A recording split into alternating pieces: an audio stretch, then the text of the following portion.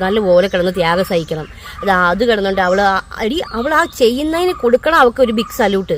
ഡ്രസ്സിന്റെ കാര്യം എടി, അവൾ എന്ത് ഡ്രസ്സ് ധരിച്ചെന്നാ നീ പറഞ്ഞത്? അപ്പൊ നീ വലിയ വലിയ സിനിമാ നടിമാരൊക്കെ ഇടുന്ന ഡ്രസ്സ് നീ കാണാറില്ലേ? അതിനൊന്നും കുറ്റം പറയാനില്ലേ?